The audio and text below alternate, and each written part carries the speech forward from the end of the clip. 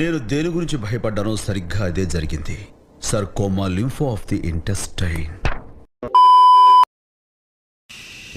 అబ్బబ్బబ్బబ్బా, మిస్టర్ బచ్చన్ చూపించిన చుక్కలు ఇంకా అలానే తిరుగుతున్నాయి గైస్.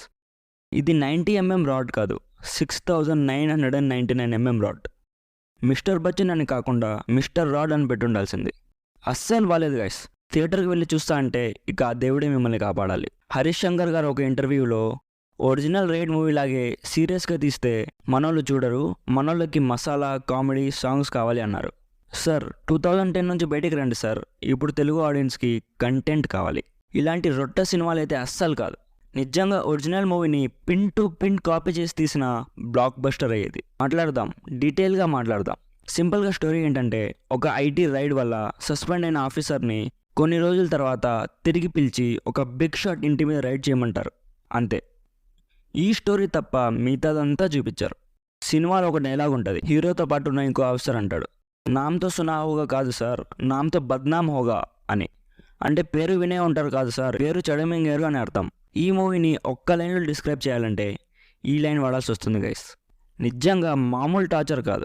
సభ్య సమాజానికి మెసేజ్ ఇవ్వాలి అంటారు, మళ్ళీ హీరోయిన్తో తన ఫ్రెండ్స్ని సిగరెట్ తాగించే సీన్ పెడతారు. అసలు ఏంటండి అది? నాకు ఒకటి అర్థం కాదు. హీరోయిన్ నడుము మీద ఉన్న మడతల్ని అన్నిసార్లు చూపించాలా? నో డౌట్ హీరోయిన్ చాలా బాగుంది. ఇన్ఫ్యాక్ట్ తను తప్ప సినిమాలో ఇంకేం బాగాలేదు. ఏంటండి అసలు ఫస్ట్ హాఫ్లో 10 to 15 టైమ్స్ చూపించారు గైస్. ఇంకేం చెప్తాం? సిగరెట్ స్మెల్ పీలిస్తే హీరో గుర్తొస్తాడని హీరోయిన్ తన ఫ్రెండ్స్ని సిగరెట్ తాగిస్తుంది. ఫస్ట్ హాఫ్లో సత్య కామెడీ అక్కడక్కడ బాగుంది, అండ్ సెకండ్ హాఫ్లో ఒక క్యామియో ఉంటుంది, ఒక 5 minutes ఉంటుంది, ఆ కొంచెం బాగుంది. మిగతాదంతా మాత్రం రాడ్డే.